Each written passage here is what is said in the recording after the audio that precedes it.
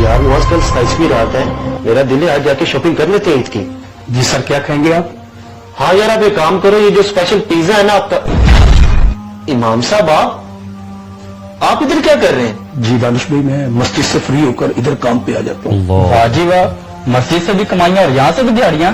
सही नोट छाप रहे हो आप तो। यार ये क्या बदतमीजी मुआज, किस तरह इमाम साहब से बात कर रहे हो? आखिर पूछने तो दो कि क्या वजह है कि वो अपना आराम का टाइम छोड़कर इधर काम कर रहे हैं। इमाम साहब आप मुझे बताएं कि आखिर क्या वजह है कि आप इधर काम कर रहे हैं? क्या बताऊं दानिश साहब, पिछले साल जब 27वीं रात आई थी ना, अबू पैसे आ गए तो ईद के कपड़े नहीं चले। बेटा खिदमत थोड़ी सी हुई है, इसमें तो घर का निजाम भी नहीं चलेगा। आप ऐसे करिए बेटा, वही पुराने कपड़े जो है ना वही पहन लेना, ठीक है बेटा? बस दानिश भाई आपको पता है ईद आने वाली है, हमारी भी फैमिली है, छोटे छोटे बच्चे और उनकी खुशियां पूरी करने के लिए ये काम कर रहा है। अस्सलामु अलैकुम व रहमतुल्लाह, अस्सलामु अलैकुम व रहमतुल्लाह। माशाल्लाह माशाल्लाह, इमाम साहब बहुत बहुत मुबारक हो खत्म कुरान पाक की। मुबारक हो इमाम साहब को, आपको बहुत बहुत मुबारक हो। खैर मुबारक, आप लोगों को भी बहुत बहुत मुबारक हो। यार मेरा वॉलेट घर रह गया, तुम्हारे पास कुछ पैसे हैं मुझे दे दो, मैंने इमाम साहब की खिदमत करनी है। यार मेरे पास खुद 700 रुपया है। चलो ठीक है, इमाम साहब को 300 मैं दे देता हूँ, 400 आप दे देना।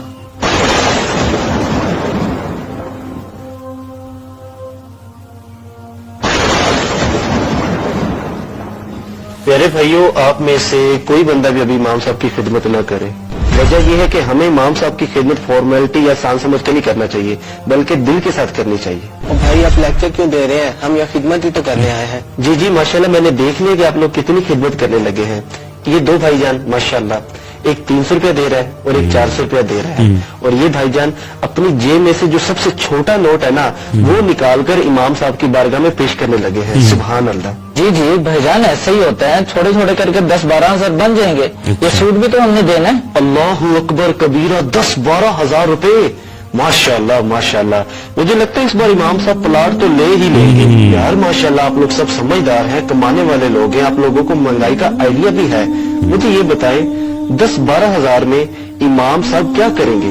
अपनी शॉपिंग करेंगे, अपने बच्चों के लिए खरीदारी करेंगे, या घर का निजाम चलाएंगे? क्या करेंगे?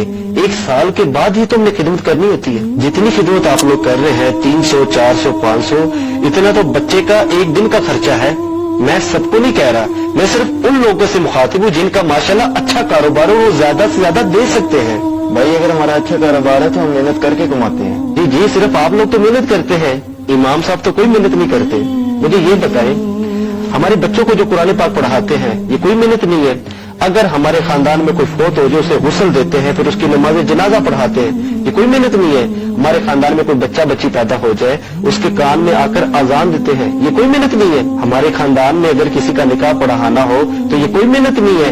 और तो और जब भी इमाम साहब को बुलाएं कि जनाब घर पर तशरीफ लाएं, दुआ वगैरह का सिलसिला है, खत्म कुरान पाक का सिलसिला है, सारी मसरूफियात को छोड़कर हमारे पास आ जाते हैं। ये तो कोई मेहनत वाली बात ही नहीं ना मेरे भाई। और हाँ, जो सबसे बड़ी बात है, हमारे ईमान के मुहाफिज है ये। हमें मसले मसाइल पूछने तो हम इनसे पूछते, हमारी रहनुमाई करते हैं।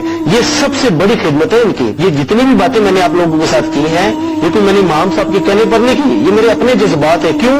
क्योंकि कल रात को मैंने इमाम साहब को वेटरिंग करते हुए देखा है। हम सब के लिए डूब मरने की बात है ये। दानिश भाई अब बिल्कुल सही कह रहे हैं, हमें वाकई एहसास होना चाहिए, हमें इमाम साहब की ज्यादा से ज्यादा खिदमत करनी चाहिए।